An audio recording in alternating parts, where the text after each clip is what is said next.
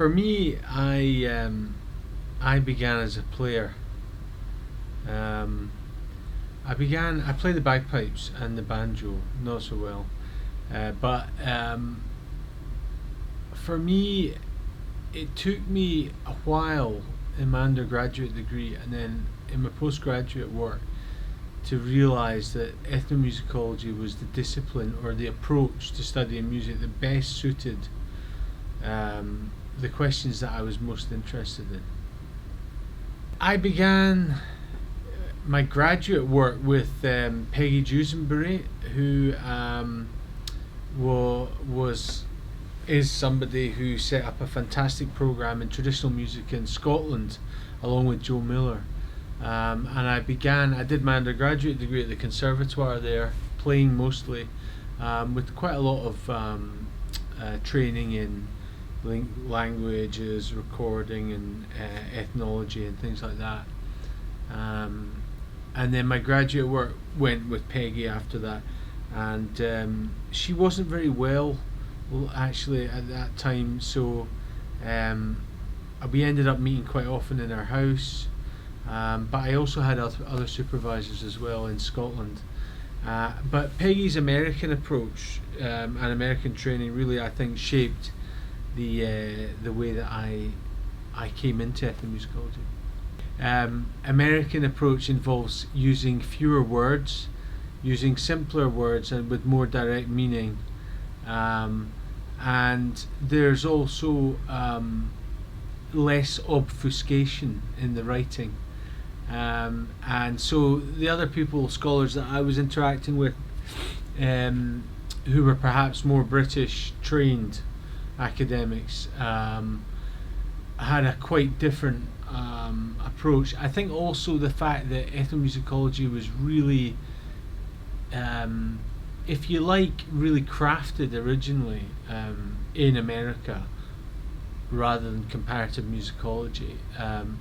I think there's a kind of Anglo-American, with the emphasis on the American side to it, a sensibility about how you approach topics in ethnomusicology, which is quite different from the history of musicological scholarship in the UK. But it makes for some interesting tensions, which have been quite productive for me. Well, my research focuses around the social impact of music, and for me, ethnomusicology is an approach to studying music and musical life.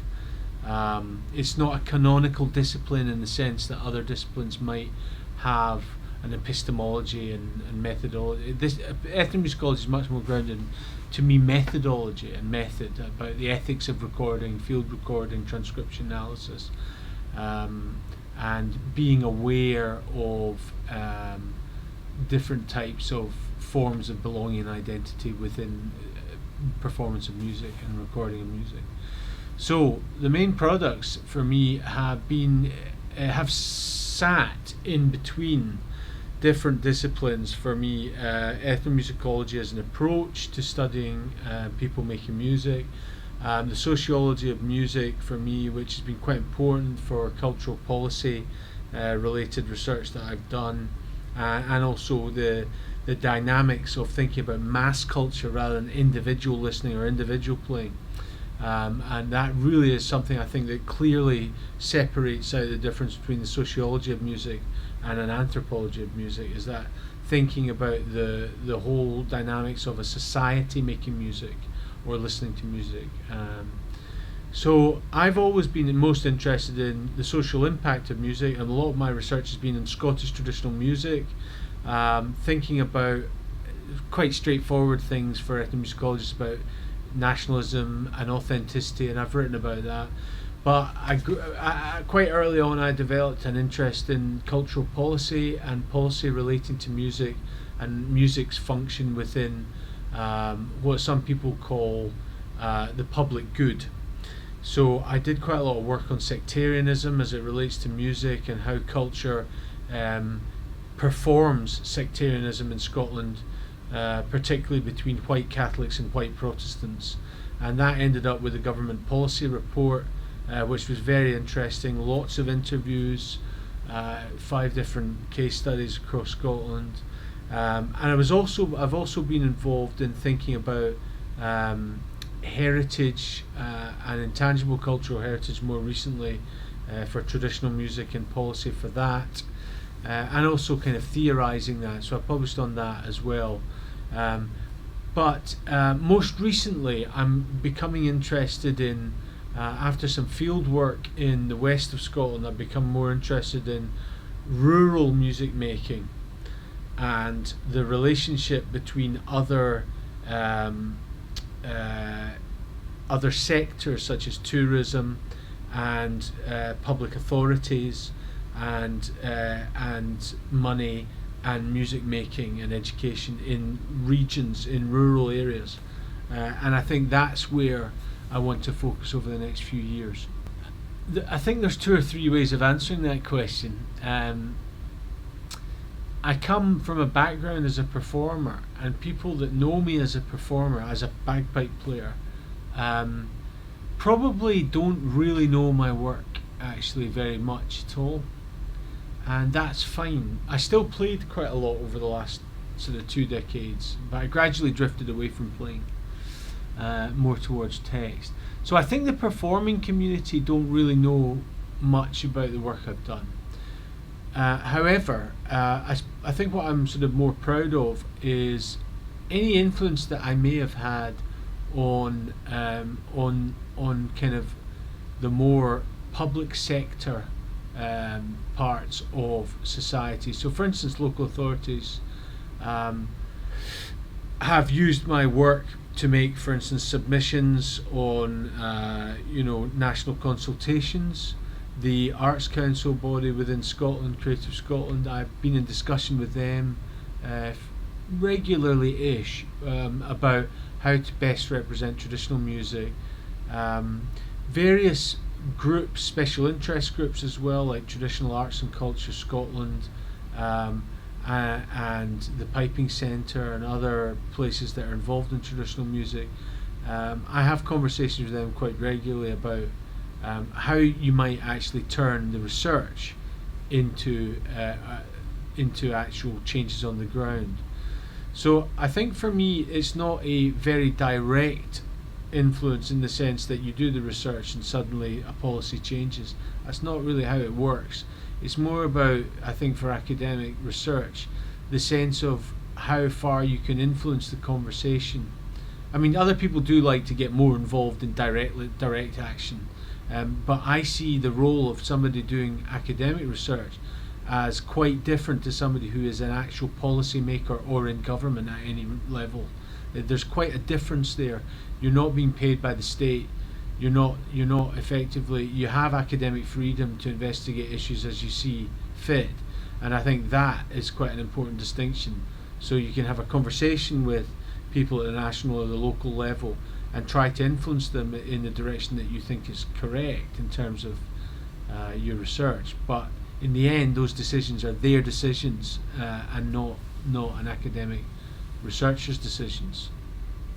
There have been lots of highlights. I think 1 or 2 highlights relate to students. In 2017, my first PhD student graduated. I'd had other PhD students before that who had kind of fallen by the wayside, but Matthew Ord at Newcastle University graduated. I was very pleased about that. That was a highlight for me. I mean, bringing out my first monograph, I suppose, was a highlight, but I'm not really somebody who's particularly reflexive or looks back. I tend to be facing forward, so I don't tend to think, once it's done and it's out the door, I tend to forget about it, to be honest with you. I think ethnomusicology is going to be increasingly important, actually, and what I mean by that is if the discipline engages more substantively with public discourse on self and other. And what I mean by that is ethnomusicology has got a real richness about how to understand musical identities of and belonging. And in fact, in a lot of ways, that's what ethnomusicologists study. That's the topic. But to be, as I've said, I feel it's more of an approach than anything else. So I think if ethnomusicologists can really inveigle themselves into a public debate about musical and cultural identity, then they could have a lot to contribute, especially as we become more and more aware of minority identities and special protected characteristics, and as kind of older hegemonies begin to crumble and dissolve somewhat. I think ethnomusicology could have a very strong voice in that. Only if, however, I think there's real attention paid to the danger of activism for activism's sake. So there's a danger of not celebrating people, but of being overly critical of people, or of misrepresenting others' views. And I think ethnomusicology concentrates, or ethnomusicologists concentrate on celebrating and bringing to attention the diversity of musical cultures around the world. Then I think it has a particularly powerful voice, as long as it doesn't descend into a kind of protectionist or an acerbic rant, if you like.